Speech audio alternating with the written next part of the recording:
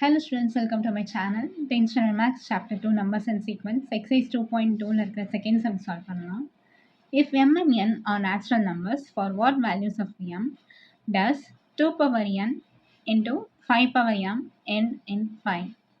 So question என்ன கேட்டிருக்காங்கன்னா m n அப்படின்றது natural நம்பர்ஸாக இருந்துச்சுன்னா நேச்சுரல் நம்பர்ஸாக இருந்தால் நேச்சுரல் நம்பர்ஸ்னால் என்ன எதுலேருந்து ஸ்டார்ட் ஆகும் 1லேருந்து 1 2 3 4 5 அப் டு போயிட்டே இருக்கும் இல்லையா.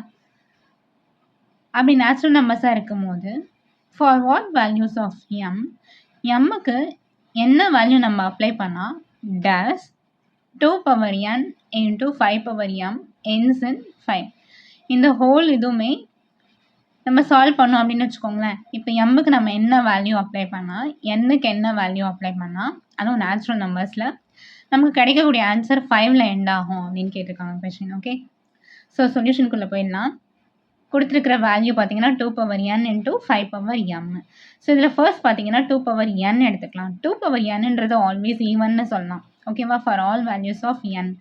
ஏன் அப்படின்னா இப்போ 2 பவர் nக்கு பதிலாக 1 போடுறேன்னா 2, அடுத்தது 2 பவர் nக்கு பதிலாக நான் 2 போடுறேன். So 2 2s are 4. அடுத்தது 2 பவர் nக்கு பதிலாக 3 போடுறேன். 2 3 டைம் மல்டிப்ளை பண்ணால் 2 2s are 4, 4 2s are 8.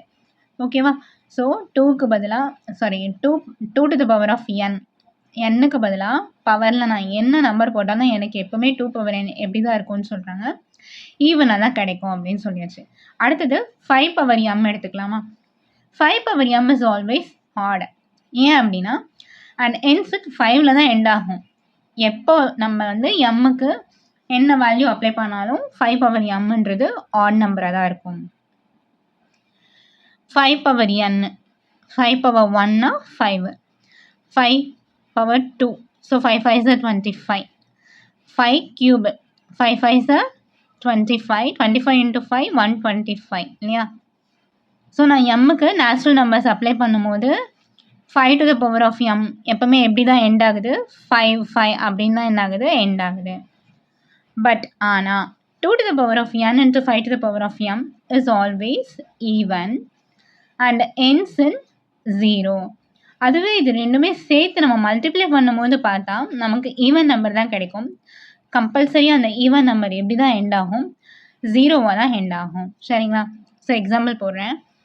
2 power n into 5 power m ரெண்டுக்குமே நான் ஃபஸ்ட்டு 1 அப்ளை பண்ணுறேன். என்னுக்கு பதிலாக 1, எம்முக்கு பதிலாக 1. ஓகேவா. So 2 into 5 5 2s are 10. Next பார்த்தீங்கன்னா 2 என்னுக்கு பதிலாக 2 போடுறேன். எம்முக்கு 5 இருக்கா, எம்முக்கு பதிலாக 2 போட்டுக்கிறேன். 2 2s are 4, 5 5s are 25. So 25 into 4 multiply பண்ணால் 100 இல்லையா. ஸோ எப்படி எண்ட் ஆகுது, 0 அப்படின்னா எண்ட் ஆகுது. சரிங்களா. ஸோ ஃபைனலாக நம்ம எப்படி சொல்லலாம், 2 to the power of n into 5 to the power of m cannot ends with the digit 5. So இது ரெண்டுமே நம்ம மல்டிப்ளை பண்ணும்போது இங்கே நேச்சுரல் நம்பர்ஸ் n அண்ட் எம்முக்கு பதிலாக நேச்சுரல் நம்பர்ஸ் அப்ளை பண்ணி மல்டிப்ளை பண்ணும்போது நமக்கு எண்ட் டிஜிட் எப்படி கிடைக்காதுன்னு சொல்லணும், 5 அப்படின்னு சொல்லி வர்றதுக்கு வாய்ப்பே கிடையாது. சரிங்களா. ஹென்ஸ்